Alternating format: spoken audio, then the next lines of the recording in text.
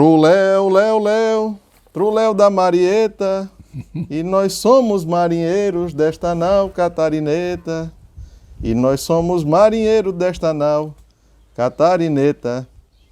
Estou aqui mais uma vez com seu João de Jundiá, João Correia de Oliveira, senhor de engenho de Jundiá, último senhor de engenho destas terras pernambucanas, tão palmilhadas por senhores de engenhos do passado. Antes da gente começar, seu João, eu queria falar o seguinte, vou fazer aqui uma pequena propaganda deste livro aqui, Sim. Impérios Coloniais, que foi editado pela Flores Carmeli Edições, do nosso amigo André Melo, que tem um pé nos melos daqui de Pernambuco. Certo. E foi escrito por Marcelo Andrade, lá de São Paulo, amigo nosso, historiador. E o livro traz informações interessantíssimas.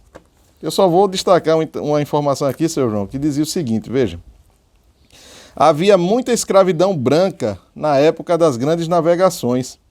Entre 1530 e 1780, 1 milhão de escravos europeus serviam no norte da África. Já pensou? No século XVIII, XVII, havia mais escravos ingleses na África que africanos escravizados na América inglesa. Já pensou? Que informação? É interessante, né? É interessante. Então, estou aqui fazendo a propaganda aí, ó. Impérios Coloniais, vocês acham no site Flores Carmeli Edições. Mas a gente não veio aqui para falar de livro, embora que o nosso canal também a gente indique algumas leituras, como essa daqui, é um livro de história muito bom, estava faltando. E a gente vai falar, como a gente tinha dito, né, a gente vai falar de algumas coisas nossas, algumas coisas locais que também estão um pouco faladas. Então, seu João, se o senhor puder falar um pouco dos primeiros engenhos do Vale do Sirigi. Primeiro, localize o Vale do Sirigi. Onde danado fica o Vale do Sirigi? Sim. Antes de começar o negócio do Vale do Sirigi, eu quero fazer uma observação do que você disse. Certo. Dos escravos brancos. Certo.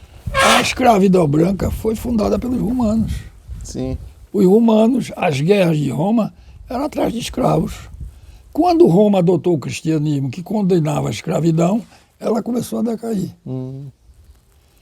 E eles escolhiam para escravos exatamente os povos eslavos, que ficavam no leste da Europa, que eram mais atrasados, e daí o nome eslavo quer dizer escravo. Sim. Entendeu? Eu queria só fazer essa observação. Quer dizer que a palavra escravo tem origem Tem na origem no palavra nome eslavo. No latim, porque eles foram escravizados em grande... Eles eram considerados os brancos menos, embora eles são alvíssimos, né, os eslavos. Mas as guerras de Roma eram para os escravos. O que fez a grandeza de Roma foi o escravo. Quando eles adotaram o cristianismo, e depois de Constantino começou a decadência. Porque não ficou mais admitido o que se fazia, né? Foi mais controlada a escravidão. Sim. Embora se criticasse muito no Brasil a presença do capelão nos engenhos. Mas vamos começar agora a história. Certo. A questão primeiro para as pessoas saberem, né? Onde fica localizado o Vale do Sirigi? Sim. E como foi as primeiras ocupações, né, dos engenhos aqui? Olha, o Vale do Sirigi fica aqui, a leste do rio Tracunhaém. E do outro lado, pegando o Capibaribe-Mirim, que corre o Capibaribe-Mirim e corre o Tracunhaém, ambos se juntam e vão para o mar. 8 quilômetros eles se juntam, formam um canal de Goiânia.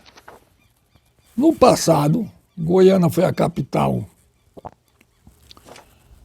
no continente da capitania de Itamaracá e construiu portos e tudo. E todas essas mercadorias produzidas aqui no suposto Vale do Sirigi, aqui nessa região, eram transportadas em lombo de animais para o Porto de Goiânia. Esse lombo de animais que eu digo podia ser tropeiros com burros ou cavalos, cangaia ou carros de boi. E esse pessoal tinha os pontos de parada no caminho daqui para Goiânia. Nesses pontos de parada se formava pousadas, né? Lugar para dormir, o cara chegava, botava uma cabana, uma choupana, uma coisa para abrigar quem passava. E foram surgindo as cidades. O Vale do Sirigi foi descoberto muito depois, porque o Vale do Sirigi pertencia à capitania de Itamaracá. E Pero Lopes de Souza nunca deu importância à família Lopes de Souza. Colocava sempre prepostos para a capitania de Itamaracá. Isso aqui foi Itamaracá. Colocava sempre prepostos. Não via ninguém aqui. Pero Lopes era o capitão donatário. Pero Lopes era o donatário. Pero Lopes de Souza, que morreu numa guerra na Índia. Ah, sim. Ele era irmão de Martim Afonso de Souza, que tinha 2 capitanias, que uma delas prosperou, a São Vicente. E Pero Lopes de Souza, os descendentes de Pero Lopes continuaram o mesmo sistema dele. Ele, em vez de vir para aqui, ele contratava um preposto para administrar a capitania. Não era a pessoa dele. E Duarte Coelho era um cara, um visionário, e era filho, inclusive, de um grande capitão do mar, Gonçalo Coelho, não sei se você falar. Foi um navegador português famoso na época das descobertas e das vitórias portuguesas no Índico. A ínclita geração, né? O Gonçalo Coelho. É um cara fabuloso. Duarte Coelho era filho de Gonçalo Coelho. E casou com Dona Brites de Albuquerque, que não precisa dizer. Os Albuquerque eram um povo guerreiro. Tinha na veia um sangue de guerreiro. Eram visigodos, né? Eles eram visigodos. Quando Roma foi invadida, os bárbaros invadiram, a maioria dos bárbaros eram arianos, eram germanos. Os visigodos, os suevos, os lusos, né? Os lusos. Né? Os lusos. Não, os lusos já eram... os lusos. Os boguinhões, todos quase eram germanos. Os celtas não, os celtas já estavam antes dos latinos. Porque o ariano se divide em celta, ariano, germano, que é a maioria desses bárbaros, germano e helênico. E os eslavos. Os eslavos são arianos também, mas era o povo mais atrasado, que ficava nas estepes da Ásia. Quem não era mongol na Ásia era eslavo. Por isso que Roma fazia incursões para... A gente estava onde, meu amigo? Para escravizar esse povo, né? Aí você está falando dos Albuquerque visigodos. E depois os árabes. Os árabes dominaram o norte da África, acho que até hoje, acho não é. E quem primeiro inventou essa história dos árabes, depois dos germanos, de escravizar, foi os árabes. Disse que foi um grande mercado, né, seu João? O grande mercado consumidor de escravos foram os árabes, né? Os árabes. E interessante dos árabes era o seguinte, eles faziam incursões na África subsaariana, sim, quer dizer, na África, ao sul do Saara, para pegar negros e vender aos colonizadores da América. Olha aqui o que ele diz, ó. Olha aqui o que ele diz. Já havia um enorme tráfico intracontinental na África, vindo da África subsaariana para o norte africano. Isso que o senhor disse. Eles iam buscar os árabes que comerciavam e ganhavam dinheiro. E os portugueses chegaram à conclusão de, em vez de pagar caro aos árabes, eles podiam fazer o mesmo. E lá também pegar, né, os negros. E foram para Angola, fizeram amizade lá com um rei lá de Angola, uma pessoa importante de Angola, e contratou isso. O que eles fizeram? As tribos negras eram rivais, viviam em lutas, e elas escravizaram os outros.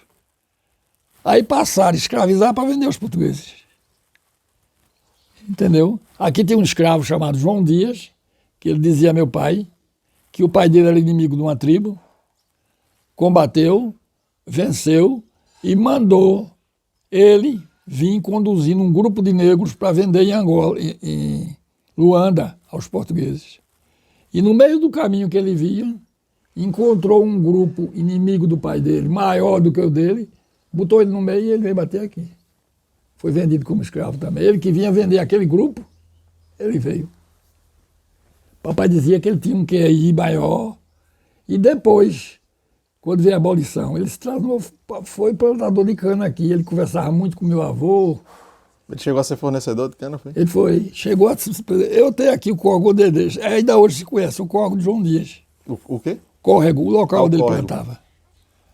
E eu contei umas conversas dele, ele conversava muito e dava muito de valor à erudição, né?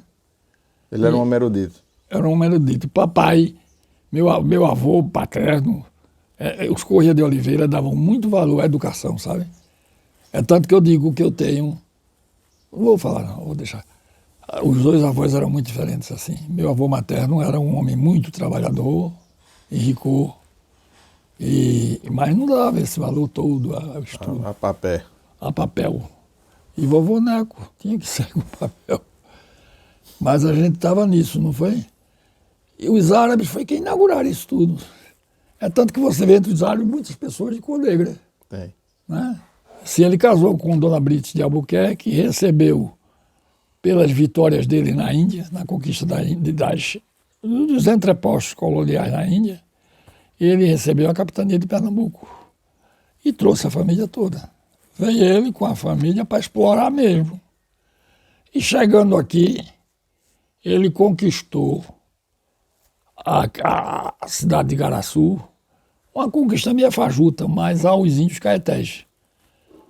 E o Jerônimo de Albuquerque, rapaz moço, com 18 anos ou 19, de um libido extraordinário, interessou-se em fazer amizade com os índios.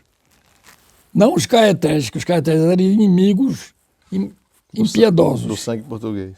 Do sangue português. E havia uma tribo de índios, porque aqui nessa região, eram da Bahia para cima, de São Paulo para cima, eram tupinambás. Era uma nação com várias tribos. Quem dominava o litoral do Rio São Francisco, da Foz, até o Canal de Santa Cruz, aqui no Recife, Igaraçu, né? Eram os caetés. Ali tudo era caeté. E eles eram inimigos dos outros índios e cruéis. Agora havia uma tribo de índio que há quem diga que era uma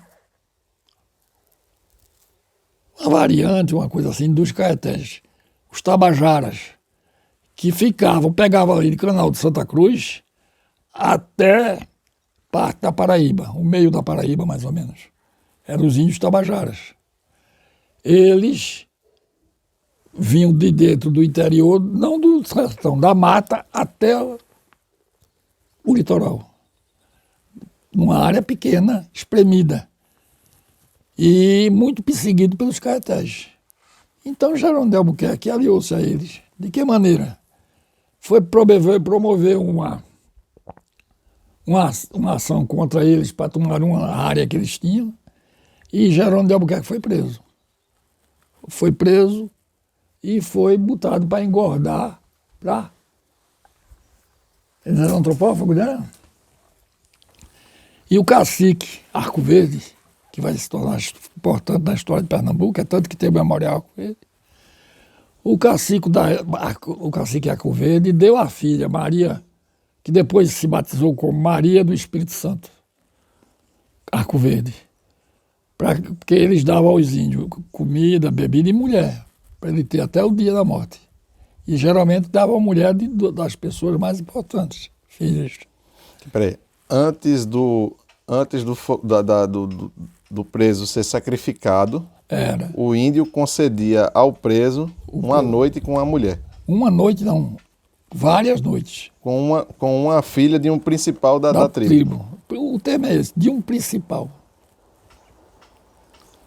E para Jerônimo de Albuquerque, coube a filha do cacique Arco Verde, Maria do Espírito Santo. Que depois, antes ela tinha um nome, é Maiarubi o nome dela. E no dia do sacrifício de Jerônimo de Albuquerque, ela pegou uma lança, botou no peito e disse: se o matarem, eu me matarei. Ela se apaixonou por ele. Ele se apaixonou. Ela tinha um libido fabuloso, né? Ela apaixonou-se por ele. E ele retribuiu, casou com ela. Com ela ele teve quantos filhos, seu João? Ele teve 8 filhos. Com ela? Depois ele abandonou ela para casar com Filipa de Mela, portuguesa. Que é a família Albuquerque Arco Verde, é? Não, Arco Verde também. Arco Verde e Maranhão. Vem eu vou lhe explicar. Vem da união dele com a Índia. Não, não foi dele. Ele originou os Cavalcantes de Albuquerque. O Albuquerque Maranhão foi um caso isolado. Foi um dos filhos que adotou o nome. O que houve foi o seguinte: Felipe Cavalcante, que tinha vindo na comitiva de Duarte Coelho, para aqui, para Pernambuco. Esse foi o primeiro Cavalcante que chegou aqui. O primeiro Cavalcante. Ele era de onde? De Portugal? De Florença, era florentino. Era florentino. Os Cavalcantes não querem que diga. Ele estava sendo perseguido pela Inquisição. E a Inquisição em Portugal ainda estava na fase preliminar, né? Na Ele Espanha. Está sendo perseguido por quê? O senhor sabe? Não sei. A razão da perseguição. Ele veio porque Eu sei o seguinte. não estava confortável. Eu sei o seguinte. Veja, o Cavalcante, essa família Cavalcante, que é de Florença, né? Em Florença, eles faziam parte de um partido que era chamado de Guelfos. Eu acho que eles eram dos Guelfos brancos. Sei. Né? Porque tinha dois partidos em Florença. Tinha o Guelfo negro e tinha o Guelfo branco. O Guelfo branco, eles eram inimigos da Igreja Católica. Eles eram favoráveis ao Estado. Então você está me explicando porque a Inquisição está... Eles eram favoráveis ao Estado contra a intromissão, né? A relação próxima entre igreja e Estado. Já definiu, agora já sei porque ele estava perseguindo. Tem um Cavalcante muito famoso chamado Guido Cavalcante, que foi poeta. Ele era da época de Dante Alighieri e ele fazia parte de uma sociedade secreta chamada Fedeli d'Amore, os Fiéis do Amor. E aí, eles, além dessa questão política, eles também eram hereges. A única razão dele ter vindo para Pernambuco doutrinária, né, com Duarte Coelho foi a Inquisição. Então porque... Chegou aqui, ele um homem nobre, com muito dinheiro, bem apessoado, foi... Italiano, foi eleito para a Câmara de Olinda. E pediu a Duarte Coelho consentimento para casar com a filha de Jerônimo de Albuquerque, a mais velha, filha da Índia. É bom o senhor falar mais voltado para cá, porque o microfone capta melhor, viu? E casou-se. Tranquilo. Casou-se com Catarina de Albuquerque, que chamavam Catarina a Velha. Por quê? Porque havia mais de uma Catarina, e ela foi a primeira Catarina. Eu perdi. Aí Catarina de Albuquerque, a velha, ela é filha de... Jerônimo de Albuquerque e Maria do Espírito Santo Arco Verde. Certo. Eles casaram e se estabeleceram aqui no engenho, aqui em Goiânia. Eu sei demais, passava demais nesse engenho. Mussumbu. E lá tiveram bastante filhos, educaram os filhos. E esses filhos dele, muitos deles foram prepostos dos donatários de Itamaracá, foram governadores de Itamaracá, vários filhos dele, que se chamavam Cavalcante de Albuquerque. Porque eles eram Albuquerque pela mãe, que era Catarina de Albuquerque, e Cavalcante pelo pai, que era Felipe de Albuquerque. Certa vez na Câmara, uma pessoa teve uma discussão com ele e quis desmerecer ele e disse: que fidalgo é esse? Que fidalgo florentino é esse que chega no Brasil e casa com a filha de um bugre? Porque eles chamavam de bugre os índios, né? Catarina era filha era descendente do cacique Arco Verde, né? Aí ele disse: você está enganado. Casei com filha de bugre nenhum, eu casei com a filha de um rei. Eu sou genro do rei dos Tabajaras. Boa resposta, né? Não foi boa a resposta? Ótimo. E eles tiveram uma família muito grande, muito respeitada, tão respeitada que se dizia que quem vivia em Pernambuco há de estar desenganado, porque ou será cavalcante ou será cavalgado. E espalhou-se ali. Como o Mussumbu é muito próximo da Paraíba, espalhou-se por ali, essa família Cavalcante de Albuquerque. E depois, na época do Império, deu 3 viscondes a Pernambuco, da mesma família Cavalcante de Albuquerque. Quais os viscondes? O Visconde de Camaragibe, o Visconde de Suassuna, daí é que vem os Suassuna São Cavalcante, e o Visconde de Albuquerque. O Visconde de Suassuna botou nos filhos, nos descendentes, o sobrenome Cavalcante de Suassuna. Suassuna era a propriedade, era? Era o título nobiliário, era o nome do engenho. Esse engenho ficava onde, seu João? No sul, No sul de Pernambuco. Sabe a cidade? Não, hoje. Não, a nobreza estava toda por ali, por Escada, Cabo, Ribeirão, por ali abaixo. O Morgado do Cabo era quase um governador. Eu estava onde, meu Deus? Que eles deram 3 viscondes, foram importantes, os Cavalcantes, né? Foram importantes, deram 3 viscondes. E eles eram muito presentes e amigos dos Rego Barros, que era uma família que não era tão numerosa, mas era nobre mesmo, nobre para valer, não era? Que deu até o Barão de Goiânia, que era João Joaquim da Cunha Rego Barros. Essa família Rego Barros foi importante aqui em Pernambuco, né? Demais. É tanto que dizia-se que em Pernambuco candidatava-se um Cavalcante, na outra era um Rego Barros. Aí quando o Rego Barros estava de cima, o Cavalcante também estava. Quando o Cavalcante estava de cima, o Rego Barros também estava. Era uma família que se entrelaçava direto. Importantíssimo, o Rego Barros. O fundador de Catem é de Capitão Livino do Rego Barros. Rego Barros. E foi a importância da família Corrêa de Oliveira foi isso. O segundo Corrêa de Oliveira casou com a Rego Barros. Aí passou a ter outra, né? Isso não é do assunto. Mas é interessante que o senhor falou aí da origem, né? do como é que os Cavalcantes, de onde vieram, né? De onde vieram. E eles dominavam aqui em Pernambuco. Mas dominavam mesmo. Agora eram todos Albuquerque. Todo Cavalcante é Albuquerque. E todo Albuquerque não é Cavalcante. Porque o Felipe Cavalcante é único e casou com a Catarina de Albuquerque, né? E houve milhares de Albuquerque, casaram com outras famílias, né? Houve a família Fragoso de Albuquerque, Albuquerque Melo e outras famílias, né? Albuquerque Melo é por conta do casamento de Jerônimo com Felipa de Melo. Que era portuguesa. Portuguesa. Agora, nesses viscondes, tem um deles que se chamava Antônio Francisco, eu não sei bem.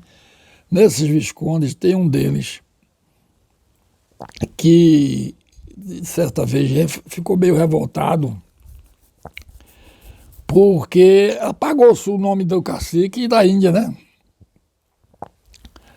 Aí ele acrescentou ao Cavalcante de Albuquerque Arco Verde. Ele passou a se assinar Antônio Francisco Cavalcante de Albuquerque Arco Verde, para preservar o nome do cacique Arco Verde, que foi tão importante para tudo. Aí surgiu essa família Arco Verde. Desapareceu o Cavalcante de Albuquerque e ficou a família Arco Verde. O primeiro cardeal da América Latina, né? É. Cardeal Arco Verde. E ficou uma família importante. Agora eles eram Cavalcante. Mas não tinham nome porque eles... Foi uma pessoa que quis erguer o nome do principal, né? Porque desprezaram o Arco Verde, porque Jerônimo fez uma coisa errada, mas naquela época tinha que se fazer, né? Quando ele foi dar um título de nobreza a ele ou qualquer coisa, a rainha louca, Maria I, exigiu dele casar com a branca portuguesa. E mandou Cristóvão de Melo para ser governador da Bahia, que a Bahia tinha se separado do Brasil, né? Ela ficou o governo geral na Bahia. E Cristóvão trouxe umas filhas casadoras. E uma delas, Filipa de Melo, casou-se com Jerônimo. E na condição de ele deixar a Índia. Agora, duas delas se casaram com os filhos de Jerônimo de Albuquerque. André de Albuquerque e Manuel de Albuquerque, era filho da Índia. Casaram com duas irmãs de Filipa de Melo. Que coisa, né? Cristóvão de Melo, ele casou 3 filhas, uma com Jerônimo, que era português puro, e 2 com 2 mestiços, filhos da Índia, que ela, a rainha, mandou que ele repudiasse nela. E ela se transformou, ela ficou fiel a ele até morrer. Por isso o cara surgiu a família Arco Verde.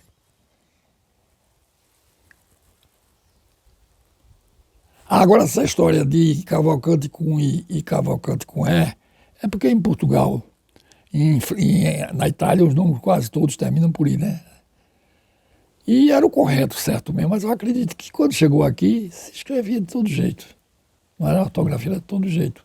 Que é tanto que quando o Marquês de Pombal assumiu, mandou fazer uma correção no português, porque tinha muito nome português que tinha se hispanizado por causa do domínio de 80 anos da Espanha aqui em Portugal. Muita gente passou a assinar como os portugueses, como o espanhol, e não como a grafia portuguesa. Agora, no caso aí, eu acredito que foi por ignorância. Tem até Tahiti, não dá quase no mesmo. Agora, há quem diga que foi na Revolução Nativista, de 1817. Havia algumas pessoas com nomes de origem portuguesa, europeia, que substituíram os nomes por nomes locais. Essas pessoas eram chamadas nativistas. O Suassuna foi por conta disso, seu João? Pode ter sido. Eu já vi em algum lugar, alguma referência que eles... Olha, tem gente que você vai ficar besta. Diz que a Arruda foi por conta disso. Eles colocaram o nome Suassuna exatamente por conta desse critério nativista. Isso foi na Revolução de 1817. É. E surgiu várias... Jurema não existia. Pitribu não existia. Deram referência aos nomes indígenas, né? Nomes locais. Nomes indígenas, nomes abrasileirados. Toponímicos, né? Topônimos, né? Topônimos. Topônimos, é. Eu não sabia nunca que Arruda era, eu sabia que vários outros eram. Mas eu tenho um livro, eu tenho um dicionário aqui das famílias portuguesas, não encontrei. Aí eu fui pensando, aí Manuel disse, você precisa ver, por exemplo, Maranhão. Família grande, não tem.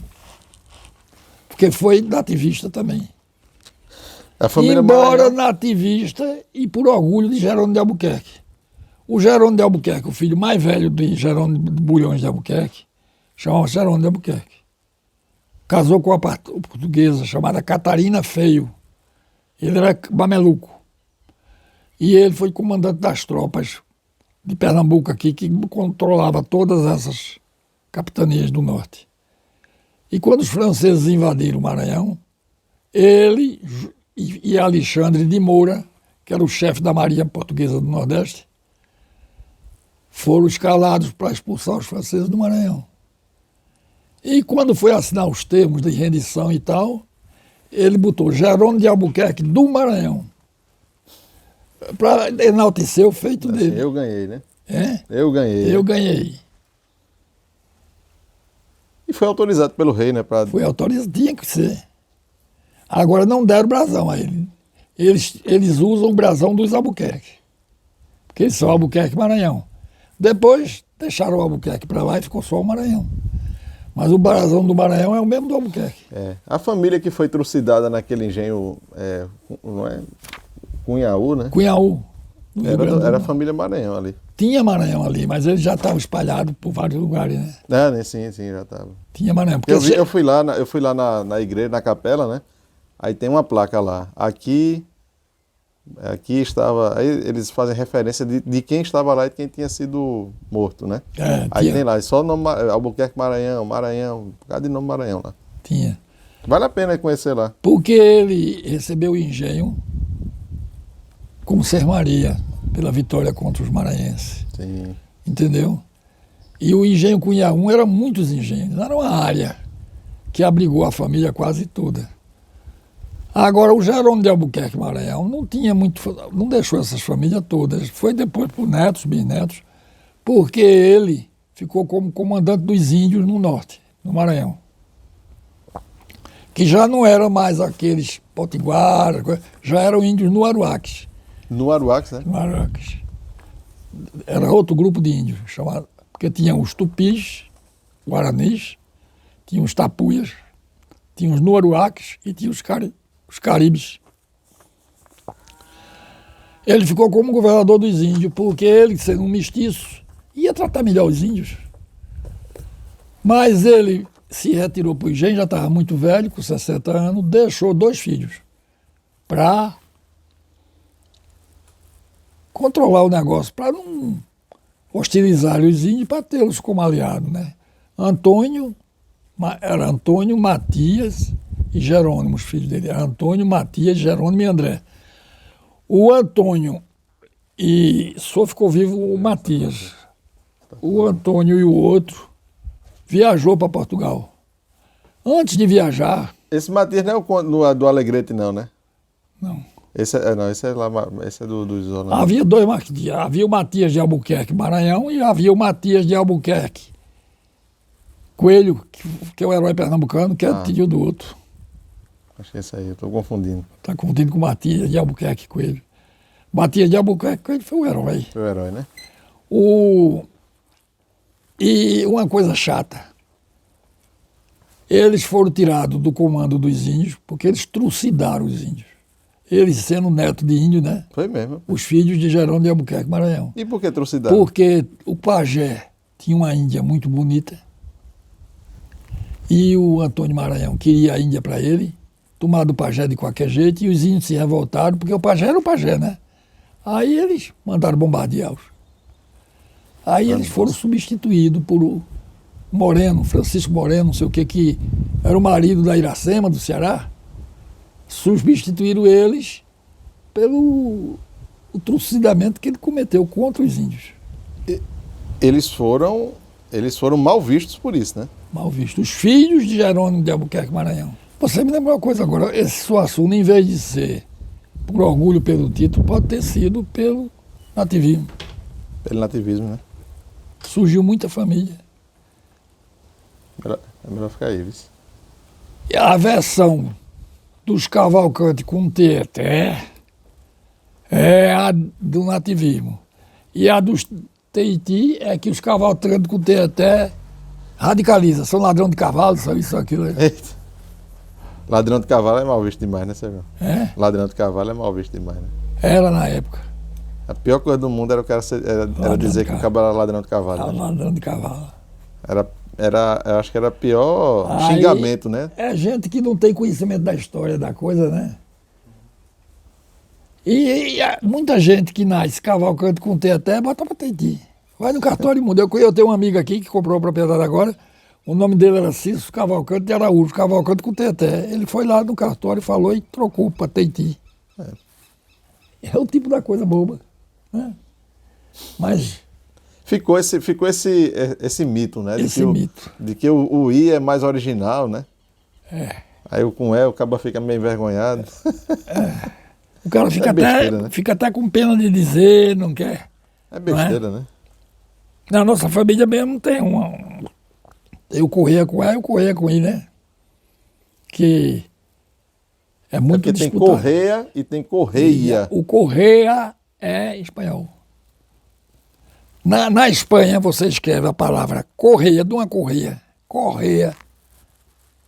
E tem Correia, né? Ia. Por exemplo, o nosso aqui é IA. Só que quase todos mudaram para com E. Desse jeito que eu estou dizendo. O doutor Joaquim Correia Tamataúpe, se tivesse um Correia com I, ele dizia que não era parente dele. E ele era do mesmo ramo. Expedito, meu cunhado, era Correia com I, e o irmão Antônio Correia era com E. Os dois irmãos de pai e mãe. É como Gouveia. Gouveia com E e assim com fleco, ou Gouveia com I. Eu tenho um primo que é Gouveia. Ele é com E ou com I? Eu acho que é com E. Eu acho que é com E. Essa família que eu falei, Gouveia com I. Tem outra, Moraes. Sim. Também. Moraes com I, Moraes com E. Quer ver outra? O senhor sabia que esses nomes que terminam em ex quer dizer filho de? Esses nomes que terminam em ex quer dizer filho de. Né? Por exemplo, Fernandes, filho de Fernando. Filho de Fernando, sabia não. Sanches, filho de Sancho. Pérez, filho de Pero. E assim vai. Sabia não tinha nem ideia. É feito o Ivanovich, né? Nesse povo do leste, né? É do povo eslavo. É o povo eslavo. O povo sérvio, rapaz, é tudo... Todo nome, né? Tem essa questão do filho de, né? Agora essa história do nativismo, essa história do nativismo que você me contou do Suassuna, eu estou acreditando que foi isso.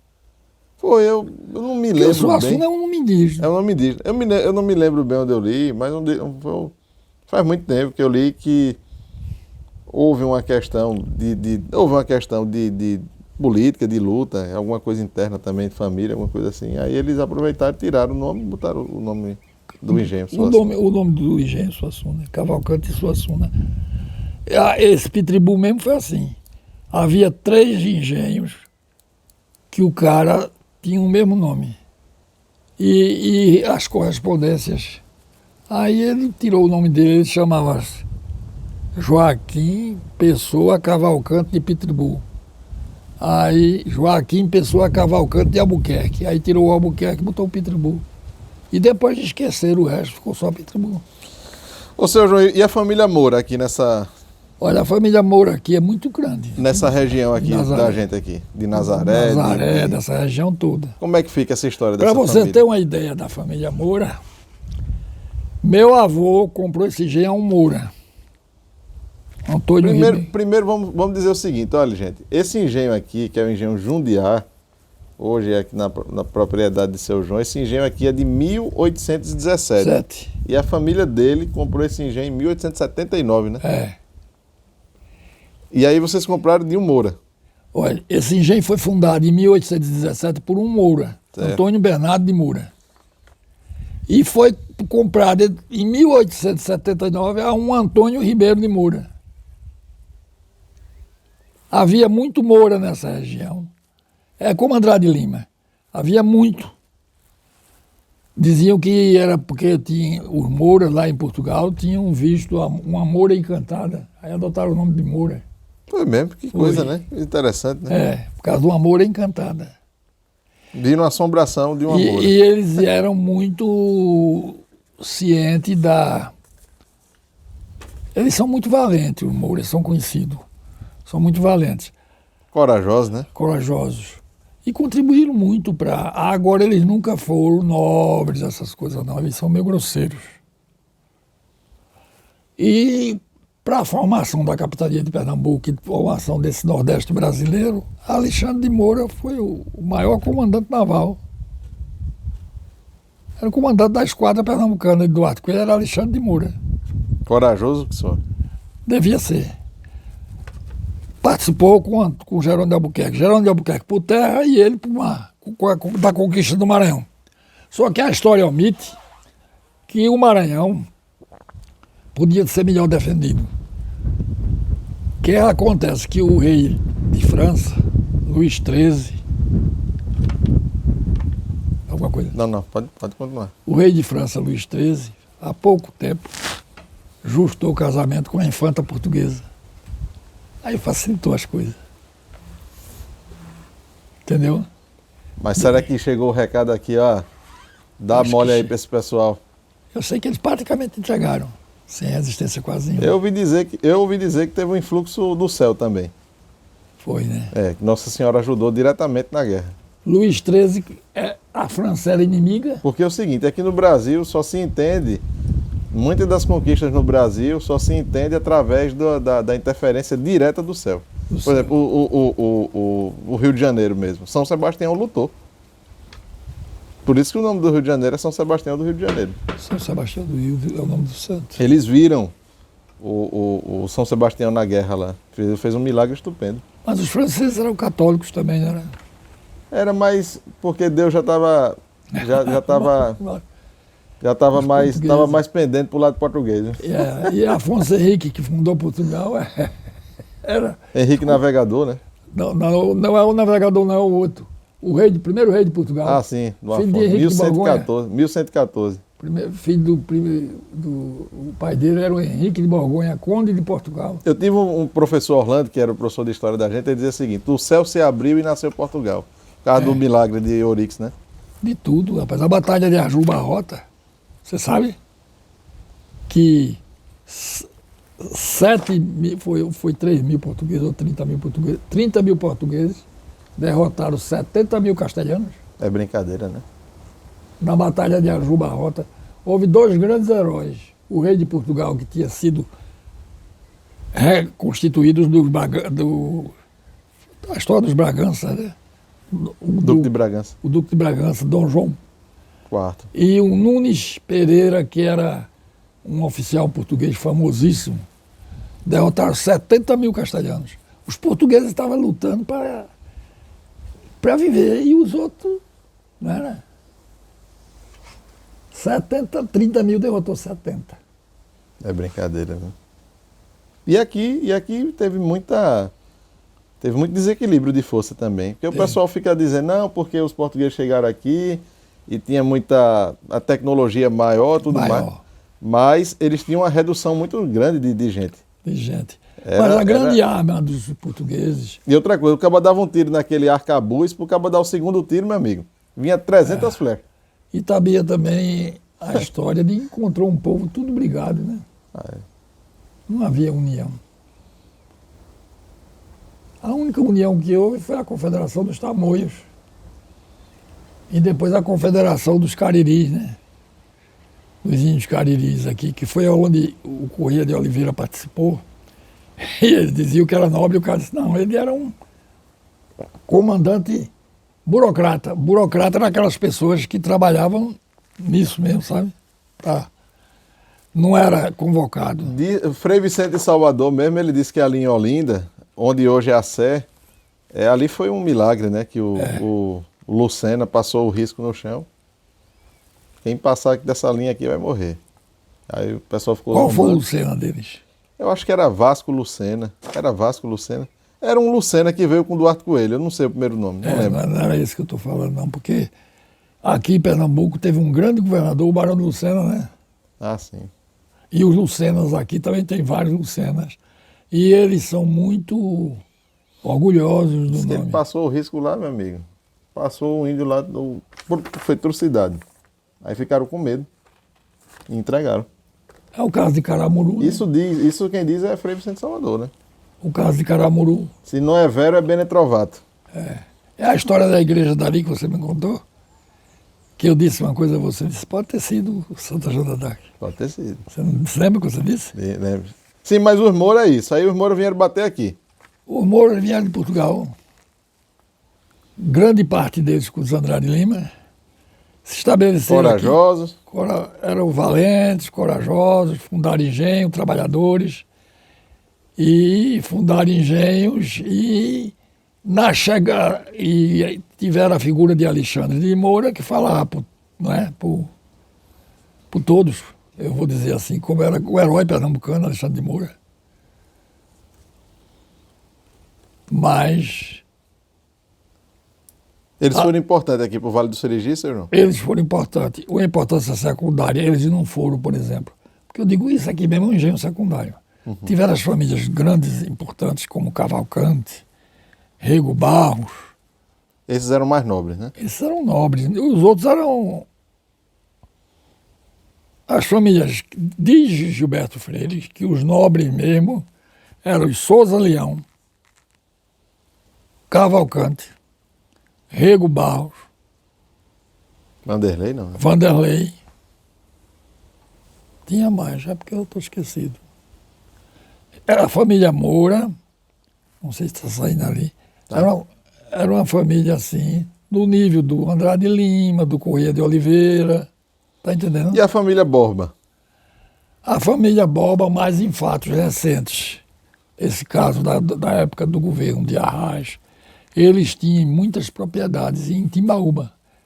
São famílias regionalizadas, que a região é como os Moura, nessa região Nazaré. Porque Nazaré foi tudo, não é? Pegava até Carpina? Pegava Carpina. E Timbaúba, eles são regionalizados em termos, do jeito que os Mouras foram aqui em Nazaré, eles foram naquela região de Timbaúba, També. O grande centro deles era També. Essa briga deles com Miguel Arraes, esse caso do engenho. O Arraes, na época que... Ah, não, era a família Guerra, né? Porque quando o Arraes foi caçado a primeira vez, o vice dele era... Foi Paulo Guerra. Paulo Guerra, né? Guerra para Arraes. Outra família muito conhecida. Essa família Guerra era gente de engenho também? Gente de engenho e de primeira linha. Entendeu? São daqueles que eu digo que são de primeira. Por exemplo, O comandante das tropas pernambucanas da Revolução Praieira era um Guerra, Joaquim Gonçalves Guerra. Da Revolução Praieira, né? Foi. Era um Guerra, Coronel Joaquim Gonçalves Guerra. 1848, né? Era Guerra. E a própria família de Arraes? A família de Arraes é originária do Crato, né? Do Crato. Arraes era um enigma. Arraes não era comunista. Mas Arraes não teve força para Julião. Julião pintou e bordou a Liga Camponesa. Julião, ele também vinha de engenho. Vinha de engenho, Bom Jardim. A família dele era... Tinha 2 engenhos. Mas isso não quer dizer nada, não. Não, eu assim, Papai dizia que quando o negócio, os interesses deixam de ser o mesmo, briga pai e filho. é porque é o seguinte, né?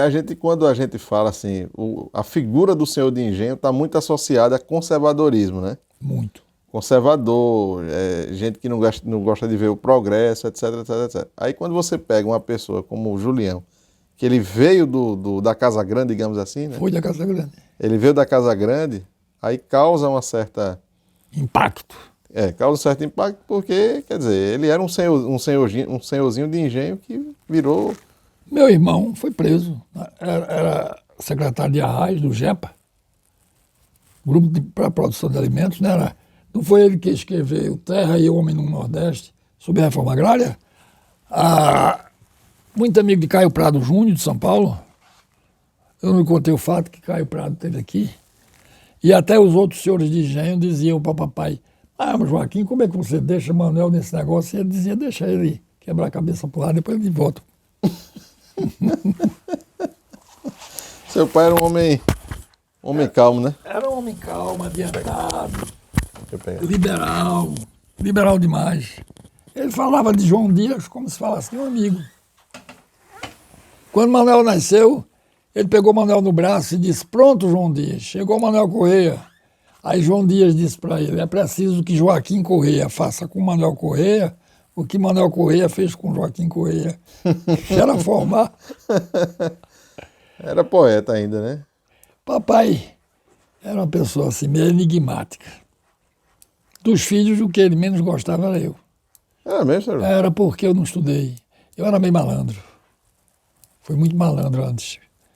E os outros muito comportados e tal. Manuel, ele tinha um orgulho de Manuel, mas tinha uma certa decepção. E Joaquim era o predileto dele, né? Joaquim gostava de estudar? Foi um engenheiro, estudar, escreveu um livro. Escreveu, foi professor emérito da Universidade Federal. Era um povo todo estudioso, só eu era que era. Curiosidade aqui, essa coisa que eu falei aí dos Cavalcanti, né? Que o senhor falou do Felipe Cavalcanti, né? O primeiro, que eu disse que o senhor falou que ele veio de Florença e teve essa questão dos Guelfos, né? Depois eu fui pesquisar sobre a família Acioli. É uma família muito importante. Assim. A família Acioli, porque o nome não remete a sobrenome português, né? Não, Acioli Aí, resultado, eu fui pesquisar. Aí a família Acioli, que é Eduardo Campos, né? A família Acioli é uma família que também veio de Florença. Eles são italianos. Já os Acioli, em Florença, eles eram guelfos negros. Sei. Favoráveis à igreja. A igreja, que os Cavalcantes eram contra. E os Cavalcantes eram contra. Esse povo está metido na política desde o século XIV. Aí vieram para Pernambuco, vieram parar em Pernambuco. Pernambuco Nordeste, né? Aí pegou ali o Ceará e chegaram aqui. Para você ver como é curioso, né? O que lhe levou a procurar a família Moura? Por ser numerosa e ter muitos engenhos. Por ser uma família numerosa, uma família que a gente vira e mexe e vê, né? E que uma família que preza muito pela tradição. Preza pela tradição. Inclusive tinha um almoço dos Mouras todo ano. Morreu. Primeiro que eu acho bonito também o nome. Você acha o nome Moura bonito? Eu acho bonito. Eu conheci um cidadão... Eu acho essa combinação, que até Raquel de Queiroz escreveu o livro, né? Maria Moura. Mas eu acho esse nome tão bonito, Maria Moura. Maria Moura. Não é? Eu devia dizer isso a uma menina, dona do engenho Cuieirinhas. Ela é Moura Maranhão. Não uso Moura, só uso Maranhão. O nome Moura é muito bonito, é uma combinação muito bonita para o nome. Nome forte, né? Disse que foi um cara que viu um Amor Encantada. E ainda mais com essa origem que viu o Amor Encantado. E eles têm a fama dos Albuquerque, os Mouras e os Albuquerque. Libido. Aí teve a família. Teve a família Borba que a gente falou. Ô, seu João. Os Borbas,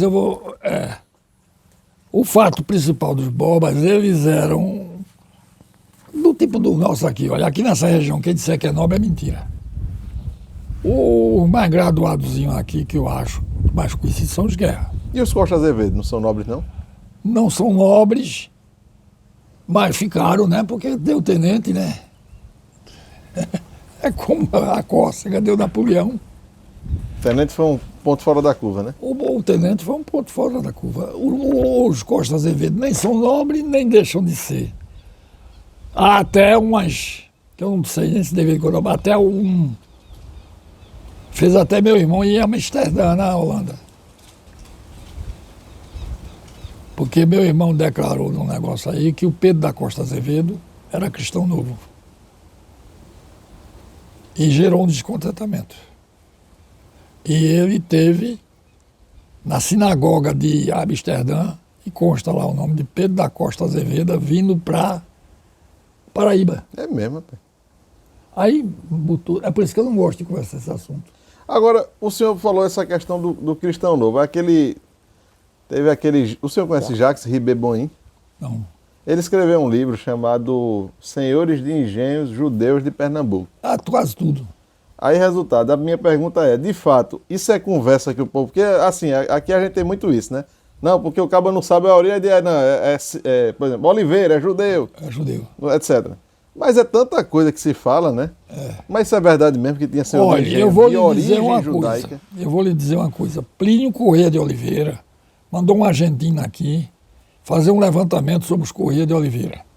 Porque ele não admitia que fosse cristãos novos e outras coisas mais.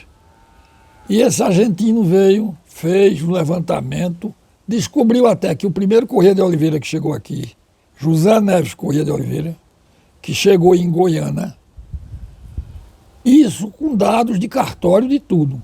Descobriu até que ele não era... que ele chegou aqui e engajou na guerra do Açu, a guerra contra os bárbaros. Portugal estava conquistando o Nordeste. A cidade de Açu, você já deve ter visto falar, que tem influência da Casa da Torre e tudo, contra os índios cariris. E quando ele foi para a Guerra do Açu com os cariris, ele voltou prestigiado como comandante militar. O Pedro João, né? Como é o nome dele? José Neves Corrêa de Oliveira. Chegando aqui, ele foi presenteado pelo rei de Portugal como serviço prestado com o engenho Meirim, em Goiânia, que era um grande engenho. E que tinha sido da família de Francisco Berenguer de Andrade, de um tal de um Francisco Gomes de Andrade. O filho de José Corrêa de Oliveira criou-se ali no engenho e tal, e acrescentou Andrade no nome, botou José Corrêa de Oliveira e Andrade. E ficou Corrêa de Oliveira Andrade, Corrêa de Oliveira, ficou uma série de divisões. Eu sei todos, porque eu tenho inclusive aí, feito pelo argentino, deixou comigo. Foi ele disse que deixou comigo. Mas não ficou claro ainda. Tem judeu na história? Não, ele não se referiu a isso. A judeu, não. Não disse que tinha judeu na história, não. O senhor mesmo me falou que a Casa Grande de Jundiá ela é construída meio que... No sistema judaico. No sistema judaico. Todas as casas de um certo período, os judeus entravam de banda pelo lado. Agora, o que me admira era a religiosidade de minha mãe. Porque minha mãe era de uma religiosidade doentia. Entendeu? Ela dessa aqui, passava um dia rezando um terço. Como é? Rezava o terço o dia todinho. Ela não era uma boa pessoa, sua mãe? Ótima. Então aí. Era na cadeira de balanço. Se todo mundo fosse bom feito sua mãe, então o mundo estava melhor. Ela sentava na cadeira de balanço e ficava rezando o terço. Aí papai chamava, ela ia, depois voltava e ia rezar o terço. Você era rezando por Será vocês? Que ela era bisneta de como é que aquela era bisneta de um judeu, meu Deus? Não sei. E outra coisa, né? E qual é o problema também o cara ser descendente de judeu? Não pode, né? Não, nenhum. Manuel dizia que tinha certeza. Não tem problema nenhum. E o próprio Antônio Corrêa, que não aceitou a versão da nobreza, da não nobreza de Zé Neves, dizia que era. Aquele Carlos Xavier, tem um autor, ele foi desembargador daqui de Pernambuco, ele foi desembargador no Espírito Santo, acho que é Carlos Xavier Paz de Oliveira o nome dele, uma coisa assim. Ele é da família Paz. Ele disse, não tem ninguém que no passado não tenha sido, não tem nobre que no passado não tenha tido na família um escravo. E nem um escravo que não tenha passado também um nobre. Aí o camarada quer uma linhagem nobre desde não sei quantos mil anos atrás, é complicado, né? É complicado. É como eu estou com um livro agora que mandaram para mim também. O roteiro dos Costa Azevedo. E o cara vem falar em Costa Azevedo e Araújo Pereira na época do Império Romano. Tenha paciência. Aí é demais. Você lê o livro, tudinho, mas é demais, não é? É demais. Aí ele quis agradar o tenente. É demais, né? Ô, seu João, o senhor tocou aí num assunto interessante, a Casa da Torre. A Casa da Torre. Qual a importância da Casa da Torre na colonização portuguesa aqui dentro do Nordeste? Conquistou praticamente o Nordeste. A Casa da Torre começou do Recôncavo Baiano. Foi uma sesmaria doada por Tomé de Souza, o primeiro governador. Qual foi o primeiro governador geral? Teve Mendes Sá, teve Duarte da Costa e Tomé de Souza, não foi? Tomé de Souza, né? Ele deu ao filho uma sesmaria muito grande no Recôncavo Baiano. Mas como pela lei ele não podia dar, porque era aquele negócio, como é que se diz? Você botar um filho sempre para trabalhar com você na política? Nepotismo. Era nepotismo. Aí ele botou no nome do filho de Garcia Dávila. Por isso que chama a casa de Garcia Dávila, né? O Garcia Dávila era Souza. E ele começou a conquistar o sertão com as boiadas, levando as boiadas, fazendo os currais. Ele saía da Casa da Torre e ia por dentro. Ele saiu conquistando terra. Passou pelo sertão baiano todinho, foi bater no Piauí. A Casa da Torre ia do Recôncavo Baiano ao Piauí. E as tropas portuguesas na Guerra do Açu se valeu muito deles, porque procuravam locais onde ele já tinha colonizado. O próprio cidade de Exu, ele passou em Exu antes dos portugueses chegar. Porque quem entrou em Exu foi Bárbara de Alencar, não sei se você sabe. Ela era comandante dos portugueses, era uma mulher. E os índios de Exu, chamavam Ansus, já eram índios que já tinham contato com branco, já tinha, através da Casa da Torre. Porque ele usava os índios como vaqueiros. Os índios eram bons vaqueiros, eram bons flecheiros. Para mandar matar uma pessoa, eles iam, que nem estava. Ele não destruía o índio, ele utilizava. Para matar alguém era no instante, né? As tropas dele eram quase tudo indígenas. E conquistavam os outros. A tropa do pessoal da Casa da Torre.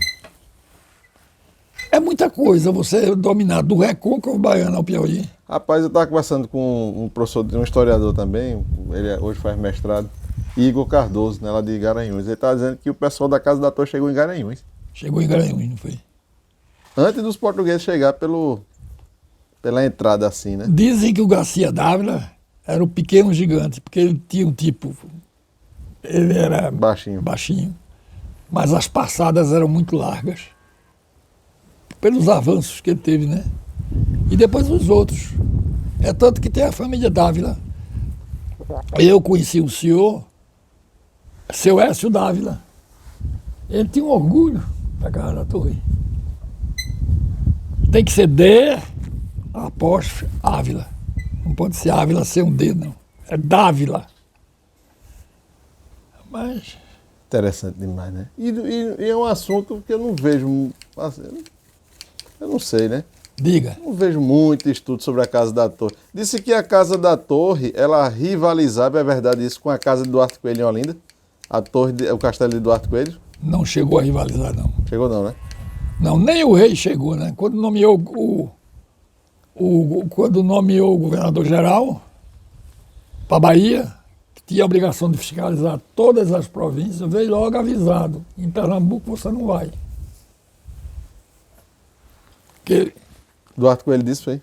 não, o rei já sabia com quem O lidava. rei, ele tinha muito prestígio. Duarte Coelho tinha muito prestígio junto ao rei de Portugal. Tinha um prestígio enorme.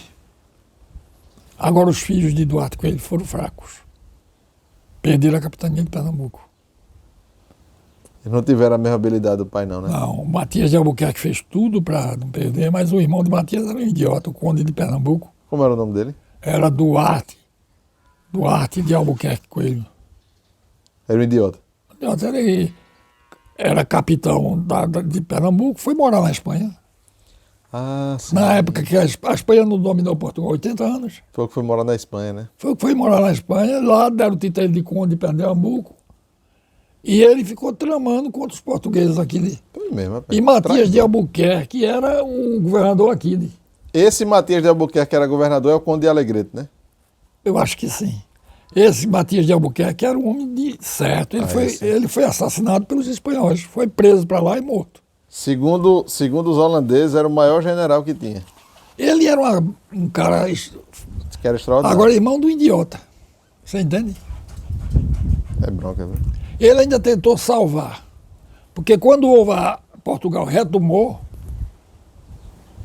aí chamou ele e disse: não, você é capitania de Pernambuco, vai ficar como indenização pelo que você fez contra Portugal. Aí Matias de Albuquerque fez tudo. Tentou até casar com a sobrinha, com a filha de Duarte, para salvar a capitania de Pernambuco. No início eu cantei essa da Canal Catarineta porque Jorge, filho de Duarte Coelho, Jorge, acho que é Albuquerque Coelho também. Olha, Duarte Coelho. Ele saiu de Olinda e foi para Portugal, aí ele é o Danal Catarineta, que é uma aventura no mar. O senhor já ouviu falar, né, senhor João? Não, já vi falar. O Jorge foi um bom donatário. Ele lutou na guerra de Alcácer Quibir, ao lado de Dom Sebastião. Perdeu Vários duas deles. pernas. Álvaro da Costa Perdeu lutou. duas pernas. Álvaro da Costa lutou também, que foi governador-geral do Brasil. Lutou em Marrocos também. E morreu em Alcaçaquebi. Pronto. Ali, aquele negócio do Sebastião, eu não entendo. Como era que ele era tão despreparado. Agora, pior do que ele foi o cardeal, Dom Henrique. Ele fez. Não era Porque o herdeiro ali disse que naquela guerra ali, rapaz, morreu muita gente nobre, viu, de Portugal. A nobreza de Portugal foi-se embora quase toda. Foi como a nobreza francesa. Agincourt, né? Em Agincourt. Foi. Morreu a nobreza francesa quase toda. É brincadeira, né, rapaz? O E problema... quando não morreu, voltou feito ele, sem duas pernas. Voltou feito ele, sem duas pernas. Quem perdeu as duas pernas, você disse? Jorge de Albuquerque Coelho. Jorge de Albuquerque Coelho. Gozado, ele era pai de Duarte de Albuquerque Coelho e pai de Matias. Ali foi uma desgraça, rapaz. Lascou, foi tudo ali, viu? Mas os portugueses, eu tenho uma admiração, os portugueses dominaram o mundo. Na época do Oceano Índico, eles mandavam no Índico. Olha, e aqui eu vou até novamente voltar aqui para o livro do nosso amigo. Ele aqui, Império Colonial Português. Ó. Aí aqui, gente, para vocês terem mais o gosto aí, não é... Isso aqui não é propaganda, é necessidade de leitura mesmo. Aí aqui ele coloca todos os lugares, ó. América, na África, na Índia, Sudeste Asiático, Oceania, Leste Asiático e Península Arábica, que os portugueses chegaram. Foi, e estiveram em Meca. Olha para aqui, o mundo todo. Dominaram. Eu acho que alguém disse, né? Foi um Vasco da Gama foi quem? Foi um amor, como é que dizem? Foi um mosquito que engoliu o mosquito engoliu o elefante. O elefante. Foi com o Vasco da Gama, depois teve a ascensão de Vasco da Gama, né? A ascensão de Vasco da Gama, depois teve o vice-rei, que era Albuquerque, como era o nome dele? Afonso de Albuquerque. Foi quem conquistou Goa, que ele dizia que quem tivesse Goa tinha a Índia na mão. Botou isso na cabeça até que conquistou Goa. E Goa permaneceu de Portugal até o dia. Até o dia. Eles fecharam o Mar Vermelho embaixo. Agora a artilharia deles. Eles estacionavam o navio de frente da cidade e metralhavam do mar. Depois então é que invadia. A família Albuquerque deve se orgulhar de ser Albuquerque. Disse que quando ele morreu, aí disse assim, Deus deve estar precisando de um soldado no céu, porque chamou Afonso de Albuquerque. E ele vai fazer guerra lá no céu. Você sabe por que Albuquerque é Albuquerque? Havia um castelo limítrofe entre Castela e Portugal. Era um castelo limítrofe, disputado por Castela e Portugal. E um cidadão de Portugal que tinha o sobrenome de Teles de Menezes conquistou o castelo. Aí passou a ser fulano de tal, Teles de Menezes, senhor de Albuquerque. Aí depois veio o nome Albuquerque. Foi. Eu tenho um vídeo que eu falo desse fato. Desse fato aí. Ele era o senhor de Albuquerque. Que é um nome que diz que até qualquer coisa com árabe, né? É. Então vamos lá. Não falou da Casa da Torre. Vamos ver agora. Agora você me disse uma coisa. Olha, aqueles currais do São Francisco foram todos fundados pela Casa da Torre. É tanto que tem uma raça de gado chamada curraleira, que foi criada nos currais do São Francisco, e que criou o nome de curraleiro. Oi. Pode ser que ele tenha rivalizado com o Duarte Coelho depois da morte, porque quando o Duarte Coelho morreu, disse que foi uma festa aqui em Pernambuco dos índios, de tudo, porque o Duarte Coelho era muito duro. E Jerônimo de Albuquerque foi o verdadeiro donatário quando ele foi para a Índia, porque Duarte Coelho foi para a Índia, né? Inclusive. Assim, eu já vi que disse que quem administrou mesmo foi ele e a irmã dele. E Brites de Albuquerque. Ele e Brites, né? Tem um trecho, eu li num livro um trecho de uma conversa de Brites com Branca Dias. Já falar em Branca Dias? Já. Era uma judia, né? Era. Brites era uma mulher extraordinária. Brites, né? Que é Beatriz, né? Beatriz. E os Gaião? Os Gaião são até meus parentes. Os Gaião vieram da Vila de Gaia, né? Sabia, não? Não. Olha, o senhor de engenho de Poço Comprido, que foi a primeira sermaria doada aqui por André Vidal de Negreiros. Era Francisco Cavalcante Vasconcelos Melo, filho de um português muito rico chamado Manuel Gonçalves de Melo e de uma senhora que tinha o nome de Cavalcante, né? Então ele era Felipe Cavalcante de Vasconcelos Melo. E ele andou uns tempos assim meio questionando um pouco com os Cavalcantes, sem estar meio... E apoiou Frei Caneca da Confederação do Equador. O Frei Caneca. Que eu acho que Frei Caneca foi um maluco. O Brasil querendo se aprumar, querendo virar Brasil, querendo ser um país, o cara vai fazer uma revolução. Era Frei do Amor Divino, né? Frei do Amor Divino, Rabelo. Porque o pai dele era tanoeiro. Era de Goiânia.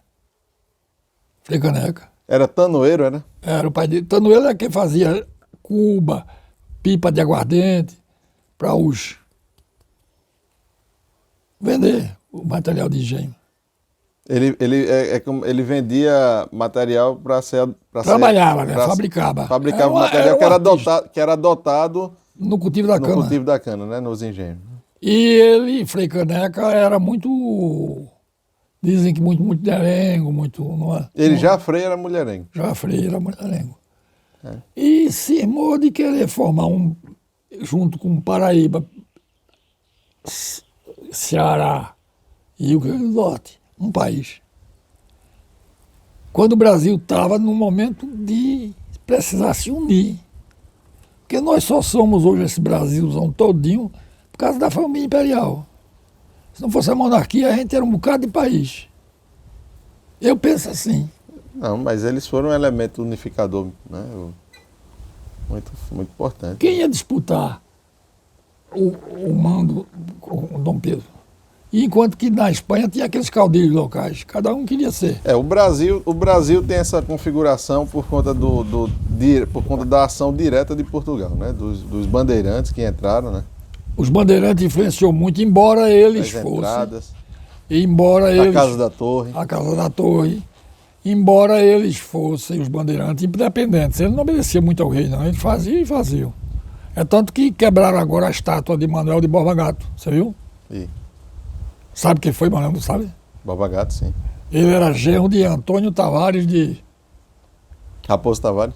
Raposo Tavares. Ele matou um oficial do rei, né? Que foi cobrar umas coisas e ele matou. Aí foi procurado para ser preso, levado para Portugal, ele fugiu e viveu 15 anos numa tribo de índio para poder aparecer. Quem era que ia matar um cara do rei aqui? Esses bandeirantes, eles praticamente eles viviam feito índios, né? Viviam feito índio. Era um mameluco, a maioria. Eles nem falavam português, eu acho. Eles falavam de Nhangatu. Nhangatu, Não falavam português mais, não. Quando o Pombal obrigou o povo a falar português aqui... Foi em 1700 e qualquer coisa. A língua, eu acho que a língua mais falada no Brasil era o Nhangatu, era o Nhangatu, tupi. né? Diz que os homens falavam o Nhangatu e as mulheres em casa falavam o tupi. A influência indígena foi tão grande e depois desapareceu totalmente, né? Chamava de língua geral, né? Língua geral. Porque os índios eram o seguinte, os tupis vinham desde o Rio de Janeiro, só que eles eram chamados tupinambás. Era uma nação. Eles vinham até o norte. Para baixo já eram os guaranis, que era um povo manso. Os carijós, os tapes, os charruas e outros. Era um povo mais manso. Os tupis eram ferozes. Embora fosse o mesmo povo, da mesma língua, a língua parecida, eles eram tidos como ferozes. E os géis também, né? Tinha o tronco géis eram os tapuias. Eram os tapuias, né? Foi o que fizeram o assassinato do pessoal lá no Rio Grande do Norte. Sim. Capitaneado por um holandês, né? Pelos holandeses. Eles se aliaram. Olha, ele se viu da seguinte maneira. Eles viviam acossados pelos portugueses e pelos tupis. Os tupis eram aliados dos portugueses naquela altura. Agora, seu João, uma coisa... Aí ele surgiu com os holandeses e uma oportunidade deles. Agora, veja, uma coisa que os portugueses combateram muito aqui entre os indígenas foi o canibalismo, né? Foi. Eles combateram muito. Eu tenho um pouco de dúvida daquele canibalismo. Porque o canibalismo era um negócio tremendo, viu? Mas eu tenho um pouco de dúvida. Que eles não canibalizavam? Que eles canibalizavam, alguns canibalizavam, mas todos não. Não, mas era uma prática, essa prática do canibalismo. Porque canibalismo. só teve no Brasil essa história? Não. Na África tinha canibalismo também. Tem, entre os negros? Tinha canibalismo. Os astecas tinham canibalismo. Os astecas? Tinha canibalismo. Como é que se diz? Como é o nome daquele navegador espanhol que chegou lá? Cortês. Cortês. Existia entre os astecas um manual de etiqueta para você comer gente na mesa. Porque eles... Manual de civilização asteca? Tinha uma regra de etiqueta, que inclusive é uma regra de etiqueta, do ponto de vista de etiqueta mesmo, ela tem muitos pontos ela é corretos, né? Assim, não se sirva primeiro, espere que as pessoas se sirvam. Agora, se sirvam do quê? De partes de corpo, de parte do corpo humano. Os astecas eram bem diferentes dos incas, né? Os astecas tinham muitos inimigos. Porque eles faziam muito sacrifício das outras tribos. Era uma coisa horrível. Eles sacrificavam gente direto. Agora, das tribos que eles dominavam. Não era de astecas, né? Existia aqui um índio no Brasil chamado Cunhambebe. Cunhambebe era o chefe que depois dizem que ele reencarnou no outro índio. É porque como ele chegou a ser muito famoso, né? E ele sozinho, ele causava medo nos pontos, porque ele era alto. O colar dele era um canhão, né? Ele era uma figura, né? Aí disse que, eu não sei se foi Hans Staden, eu sei que teve um português que falou para ele, né? Essa questão de se alimentar de gente. Aí ele disse assim, eu sou uma onça. Eu sou um jaguar. Eu sou um jaguar, né? Eu gosto demais. Olha aí, comer um braço de um inimigo. Eu sou um jaguar. E aquelas pinturas a pintura do pessoal que veio com o Maurício de Nassau? Tem uma índia lá que, se o senhor reparar bem, ela está carregando um cesto que tem um pedaço de perna humana. Né? Vai fazer uma feira. Aí bota um pedaço de pé, um pedaço de Eu li o escritor, porque todo Aí, mundo... resultado, eles combateram muito o canibalismo. Inclusive, Jerônimo de Albuquerque, ele colocou os índios para tomar uma cachaça, não foi? Foi. Sabe dessa cena, né? Sei. Em Olinda. Como foi que ele fez? Fez um banquete, convidou os principais chefes A para turma saber tomou. quem era que praticava canibalismo. Aí ficaram bêbados e disseram, fulano de ciclano. Ele mandou. Ele enfileirou a turma e pum! Agora, Pronto, foi braço e perna para tudo quanto é canto. agora, os astecas. Por que os astecas caíram? É um negócio tão fácil? Os outros, era muitas variedades de índio. Os astecas chegaram ali e dominaram aquela região. Já os incas não, procurou-se, mas foram derrotados do mesmo jeito. Enquanto isso, Então os portugueses, eles combateram muito o canibalismo. eu li um livro que que ele disse que não havia proteína no Brasil, porque os animais eram muito pequenos. E o que salvava os índios era comer os outros. É brincadeira, né? Aí quer dizer, está justificando o Justificando canibalismo. o canibalismo. É brincadeira. Que havia Esse essas pessoal não tem matanças. vergonha na cara, não, né? Essa matança de índios era por isso. Ah, meu Deus do céu. Ah, você não sabe como é a coisa, rapaz. O cara conta uma história depois. Olha, essa história. Aí tem uns que dizem, não, porque no Brasil o cabo não trabalhava, já surgiu essa teoria já, né? Que no Brasil o índio não tinha necessidade de trabalhar, de fazer a terra, etc., porque aqui tudo era fácil de adquirir. Não. Tinha muito. Os Tinha mamíferos muita- eram muito pequenos, mas o mamífero que tinha era antes. Muita variedade de fruta, de comida, etc e tal. Aí o camarada fazia assim e chegava uma comida na mão. Aí ficava lá na rede o tempo todo. O Inhambebe foi famosíssimo. É muita conversa, viu? Mas ninguém diz o óbvio, né? E a questão a gente falou, não foi da origem de Jundiaí, não? Vamos? Jundiaí era o seguinte: a cidade de Vicência surgiu de um rancho para hospedar esse pessoal que passava para Goiânia. E foi crescendo. E em torno do rancho, o rancho era de Dona Vicência. E ela, naturalmente, ela ganhou algum dinheiro e melhorou de situação.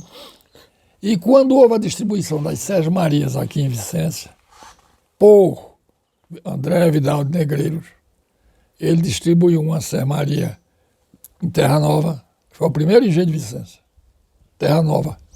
Só um segundo, o senhor sabe disso por ouvir ou por leitura? Ou pelos dois? Por leitura, por ouvir e por conversa. Esse caso de Terra Nova, o Francisco Berenguer de Andrade foi parente nosso, né? E eles ficavam escavacando, os parentes que foram importantes, eles escavacavam, os outros deixavam de lado. Aí surgiu a Sermaria de Terra Nova.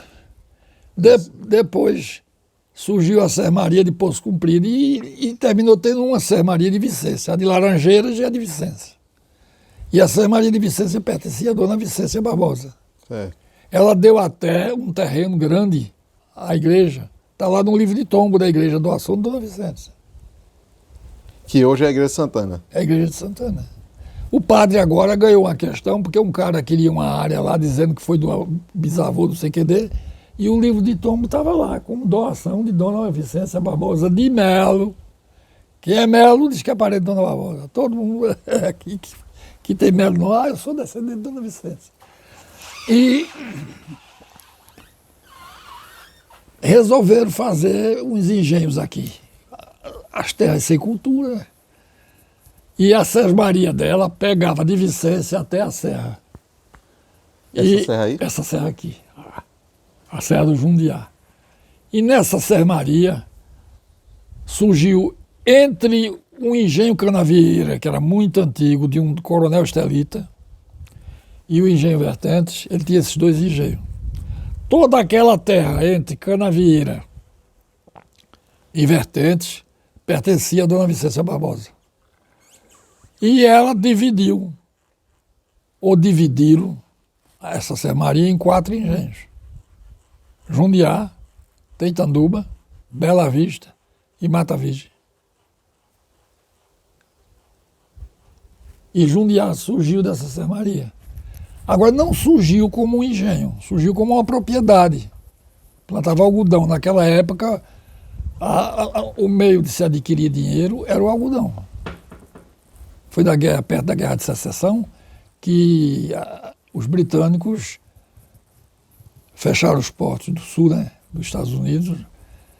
Os britânicos, não os nortistas, impedindo a exportação do algodão para a Inglaterra para não pegar dinheiro, né, os confederados.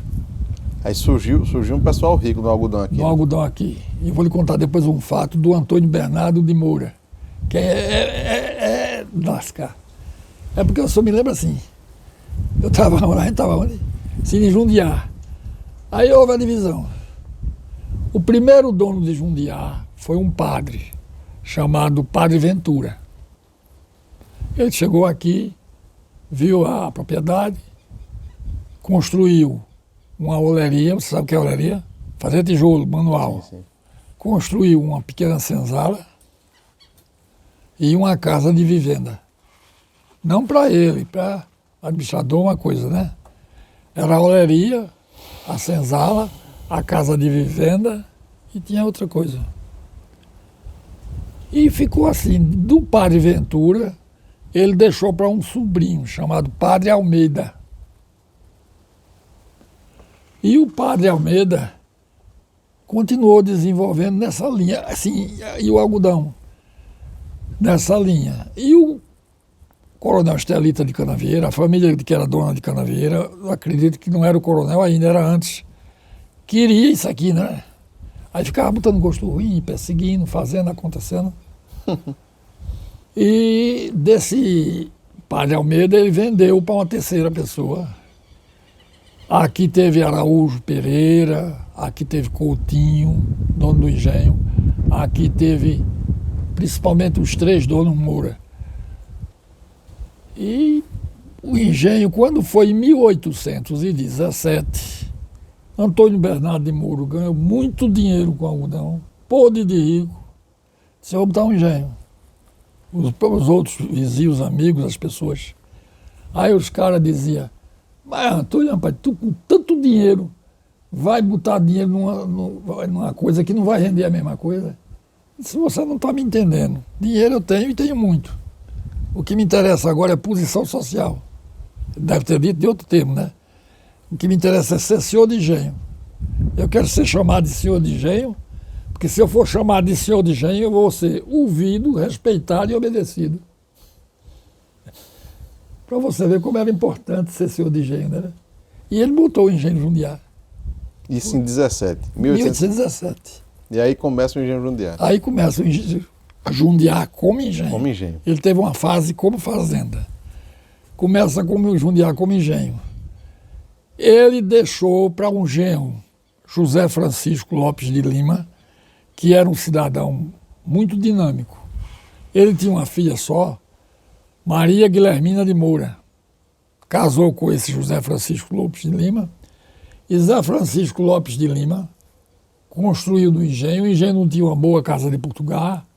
Fez uma casa de pulgar para lascar negócio de governo. Esse Zé Francisco foi quem fez Jundiá crescer. E ele gastou tanto em Jundiá que quebrou. Aí teve que vender. Vendeu a outra pessoa. Que tinha condições de levar o engenho, mas não tinha condições de convivência com o cara de Canavieira. Com Estelita. Com Estelita. Aí já era o Manuel Estelita de Oliveira Melo. Aí meu bisavô era dono de Canabrava, ali. Tinha 4 engenhos ali e tinha 18 filhos. Meu avô moía. Lá era o seguinte, cada um moía um pedaço, outro moía, parava, outro moía. Aí meu avô resolveu comprar Jundiá. Meu avô tinha ganho muito dinheiro com algodão, que ele plantava algodão no engenho, boa ideia. Aí disse, eu vou comprar Jundiá. Aí comprou Jundiá. Veio aqui e falou com o Antônio Bernardo, com o Antônio Ribeiro de Moura, que era na época o dono. Antônio Ribeiro de Moura estava numa situação difícil, queria vender. Vendia ou Jundiá ou Teitanduba, que era dono dos dois. Aí vovô perguntou a ele, qual é o que você quer vender? Ele disse, eu quero vender Jundiá, porque Jundiá tem menos benfeitoria. Sentaram lá debaixo do pé de sapucaia e discutiram a compra e lá vai.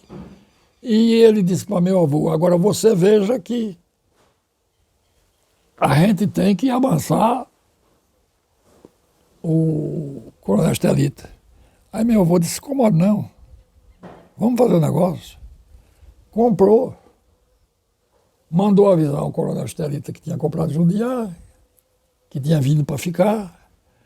E o Coronel Estelita veio, marcou um almoço com ele para demarcar o engenho e tal e coisa. E assim foi feito. Veio, demarcou o engenho e meu avô ficou até. E nunca teve problema com o Estelita? Por quê? João Alfredo era ministro do Império, era primo legítimo do meu avô. João Alfredo Correia de Oliveira. Primo legítimo de meu avô. E João Joaquim de Oliveira Andrade era governador de Pernambuco. Primo legítimo do meu avô.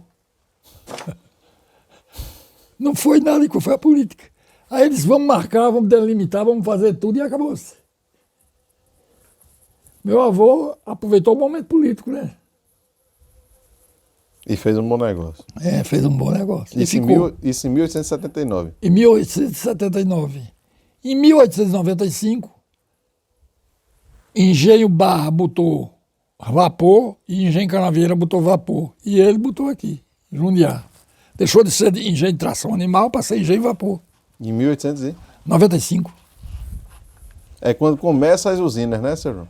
As usinas começam logo depois, com os engenhos centrais, depois as usinas no sul, mas aqui não. É, porque em Catende começou em 1892, eu acho. No sul, por causa dos engenhos centrais. Aí, quando lá começou as usinas, aqui começou os engenhos. Os engenhos a vapor. A vapor. É por isso que eu digo sempre, isso aqui não houve nobreza nunca. Quem disser que houve, é conversa. Era gente simples, gente de classe média, que ganhou dinheiro e botou a moeda. Aqui não houve houve coronelismo, houve famílias que se destacaram, houve um tenente da Catende, né, que não houve nem no sul, mas casualidade. E Jundiaí ficou engenho vapor. Quando ele morreu, em 1913, passou o engenho para papai. Papai era advogado do governo de doutor... 1913. Não sei se foi em 1913 ou foi em 1917. Foi em 1913, parece. Aí papai resolveu. Vovô Neco gostava muito de plantar de tudo. Ele plantava cana, plantava café, até arroz ele plantava. Ele gostava de uma agricultura bem variada. E ele era muito trabalhador. Ele ia para o serviço, passava o dia todo no serviço, chegava em casa cansado. Vovó Joaninha armava a rede, ele deitava na rede, ele dizia, mas Joaninha é danado. Os outros trabalham e quem cansa sou eu. Eu estou aqui cansado e os outros trabalham o dia todinho. E papai conviveu com gente muito boa, como o Tenente, como o Olinto, como os Bandeira de Melo. Papai era muito amigo dos Bandeira, do engenho com exceção. Foram governador de Pernambuco. Inclusive, o Tenente pegou uma como é que chama? Também um bigozinho no Herculano Bandeira. Foi.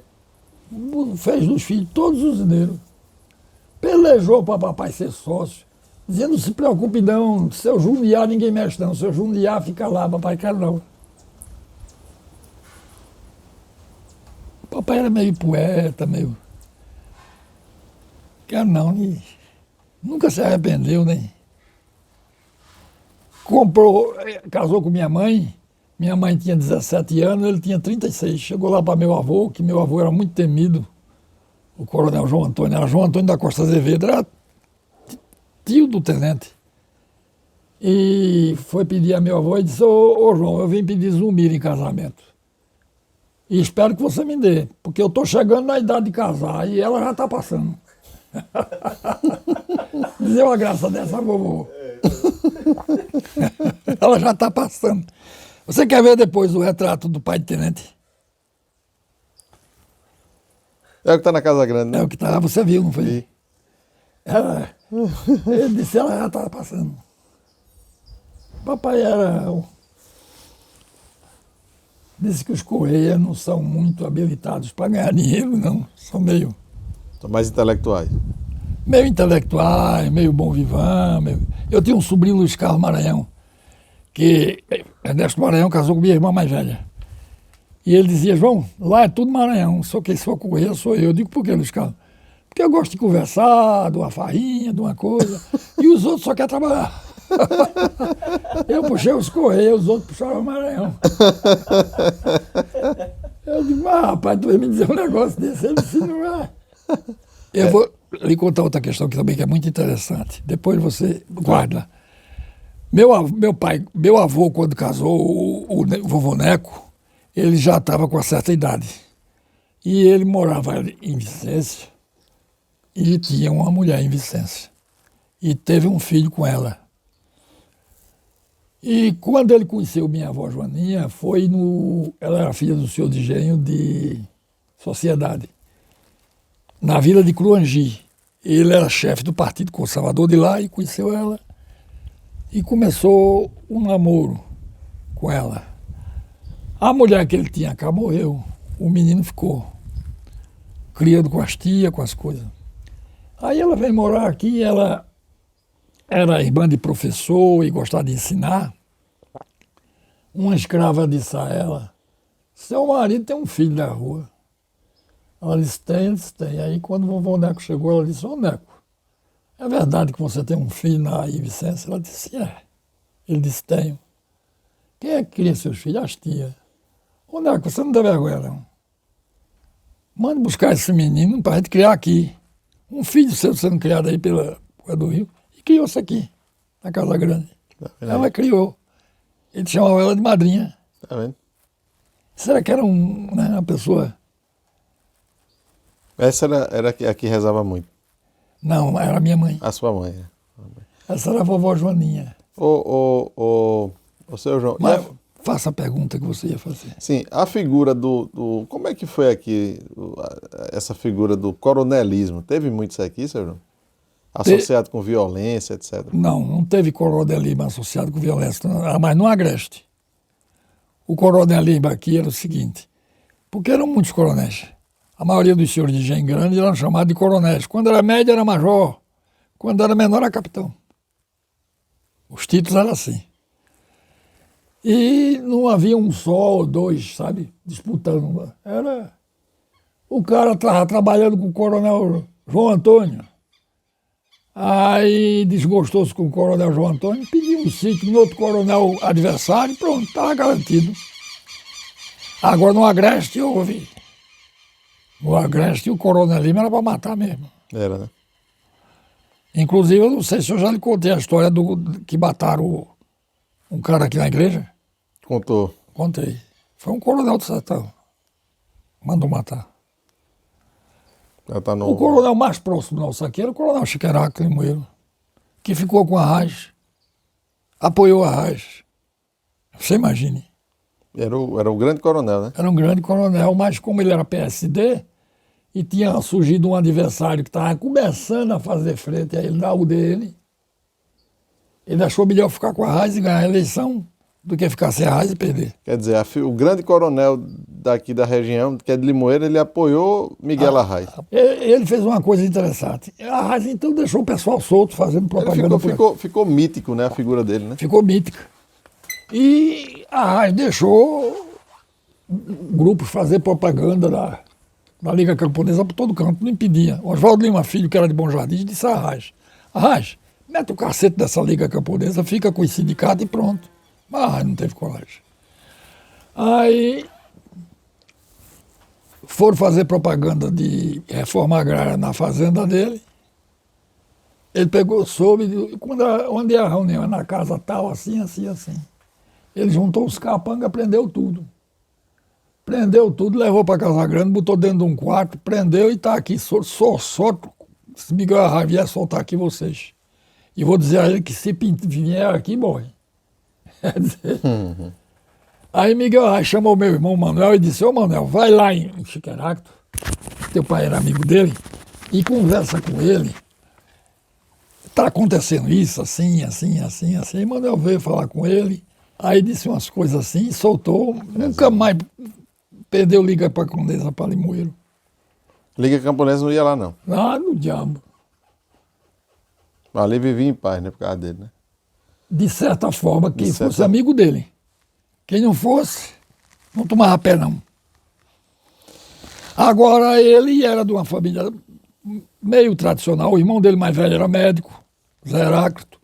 O outro, Jerônimo, era coronel de Surubim, como que era coronel de Limoeiro. E Cheque Heráclito manobrava Limoeiro de ponta a ponta. A primeira pessoa que começou a fazer frente a ele foi um cidadão chamado Arthur Corrêa, Parente de vocês, não? parente, distante, mas parente nosso. Arthur Corrêa de Oliveira.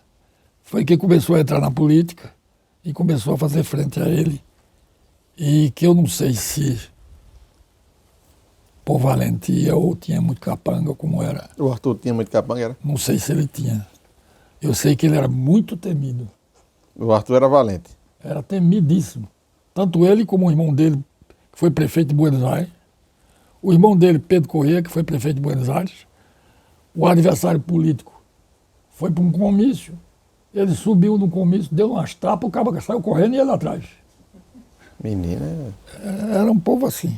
Ô, senhor João, aqui chegou, por essa região desse vale aqui do Sirigi, chegou a vir cangaceiro por aqui, não? Chegou. Chegou a andar cangaceiro Chegou aqui? aqui a andar Antônio Silvino. Antônio Silvino era dessa região, era até Moraes, família Moraes. E fez uns assaltos aqui, principalmente aqui nessa região, próximo da Paraíba, porque ele controlava a vazia do Paraíba todinho. E ele pedia dinheiro aos senhores de engenho, mas não fazia mal ao povo assim, não. A Lampião não chegou, não, né? Não, Lampião nunca passou de Arco Verde. Esses cangaceiros de Lampião nunca chegaram aqui. Não. Lampião dizia o seguinte: Agamenon Magalhães governa Pernambuco até Arco Verde. De Arco Verde para Afrânio, quem governa sou eu. Só foi dar um acosto que ele no instante parou de governar, né? Agora, o seu João, uma coisa também, né? Esses engenhos, essas casas grandes, muitas histórias, né, que tem, muitas mortes também, às vezes dor, etc. Muitas famílias, tantas gerações. E assombração? Chegou a ter, não? Chegou a ter muita assombração. Inventava isso aqui. Mal assombramento, teve Mal aqui. assombramento também teve. Teve filho que matou pai, por causa de roçado, no engenho Paróis. O povo dizia que está correndo bicho, esse menino está correndo bicho. Lobisomem geralmente. Era um cara que estava atrás da mulher do outro, escondido, e falava, está correndo lobisomem, tá não sei o que, era o cara. Mas assim, a casa, escuta passo de Havia gente, uma casa do Engenho Paraíso, escutando passo de gente que eu tive um andando. administrador aqui, Antônio Pulúcio, muito bom. Esse foi meu administrador na época de Miguel Arraes. E Miguel Arraes aqui nunca teve nada. Eu tirei, parece que foi a sorte. Quando a Liga Camponesa estava para entrar em Teitanduba, veio a Revolução. Foi muita sorte minha. Não sei se foi. Mas aqui nunca mexeram. A gente estava onde? Dos mal assombramentos. Havia um Engenho Paraíso que ninguém morava na casa grande. Porque não aguentava de tanto. Era panela caindo, era coisa batendo, era não sei o que, era não sei o que lá mais. E o pessoal tinha medo. Quando foi um dia, Antônio Pulúcio, foi meu empregado, que me ajudou muito na época que eu tinha dois caras muito valentes aqui na época de Miguel Arraes. Tinha ele e tinha um outro, um João Coitinho de Araújo Pereira, ainda é vivo, tem 96 anos. Porque se você ler esse negócio do Seu Oriente, você vai ver como esse povo do sertão é fiel. Quando os cangaceiros foram pegar o dono de Oriente para botar o chocalho, quem matou o cara foi um vaqueiro dele, do sertão, veio do sertão com 2 filhos, para defender o patrão. É diferente da mentalidade da mata. Eles são amigos do patrão. Você depois vai ver esse negócio. Porque a gente almoça e tem tempo demais depois para conversar. Interessante, né, velho? Disse que ele disse para o Jeremias, você quer falar com o patrão? Você vai só. Com ninguém você não entra, não.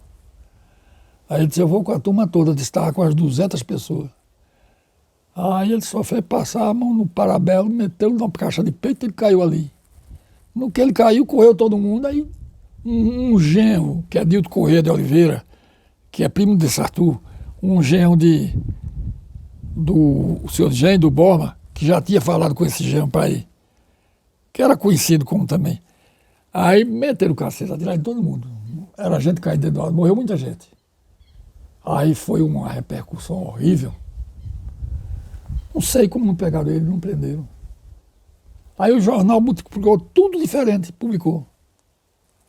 Com que ele ia lá dar uns conselhos ao dono do engenho para ser menos duro, não sei o quê, e fizeram uma emboscada a ele. Ele ia enxucalhar ele para o povo ver ele na feira também, porque ele era temido, enxucalhado. Você vê. Agora o que me admirou foi essa história, porque o neto dele me contou. O vaqueiro de Grossos era uma fazenda do velho. O vaqueiro de Grossos, quando soube, chegou lá no engenho. Seu Zé Borba, eu estou aqui, meus 2 filhos. Só o que eu posso trazer. Está à disposição, né? Está à disposição. Para a gente, eu quero uma posição bem... Ele foi para a porteira. Ficou ele, um filho não morou na porteira ele, e o outro no meio. Uma turma dentro do engenho, uma turma na Casa Grande e outra no meio, entre a Casa Grande e a porteira. E ele matou o cara na porteira. Vai esperar. É impressionante essa fidelidade desse pessoal do sertão. É um povo diferente. Também eles são tratados diferentes. Come na mesa, brincas e tudo, sabe? É um povo diferente. E é um povo calejado. O sertanejo é um povo calejado. E eles não tinham sofrido ainda a propaganda que se fazia, né?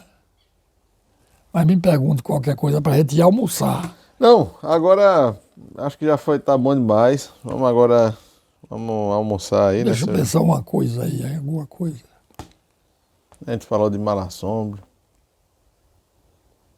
Antônio Bernardo, que o senhor falou, Bernardino, como era? De Moura, de Melo, Bernardo de Melo.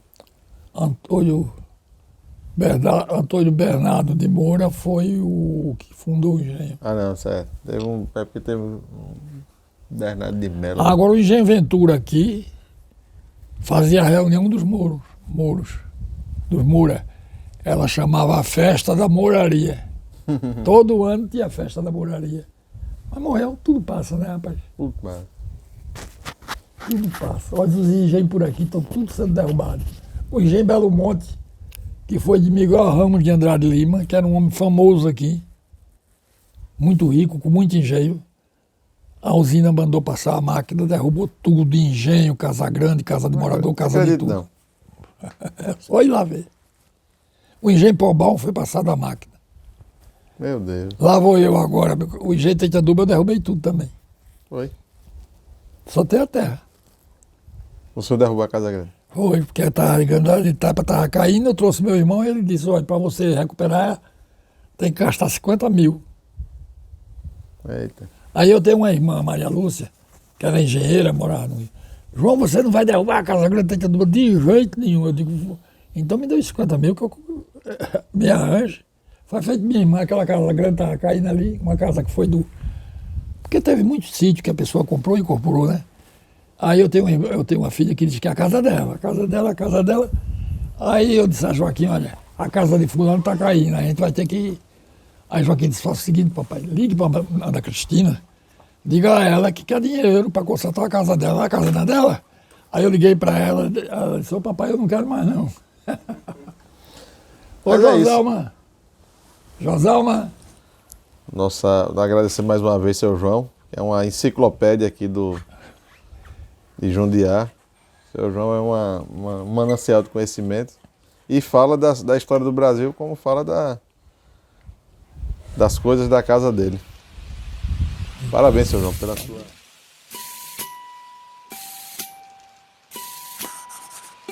Ouçam, meus senhores todos, uma história de espantar. Lá vem a nau catarineta, muito que contar. Há mais de um ano e um dia que vagavam pelo mar, já não tinham o que correr, já não tinham o que manjar. Deitam sortes aventuras a quem se havia de matar. Logo foi cair a sorte do capitão general.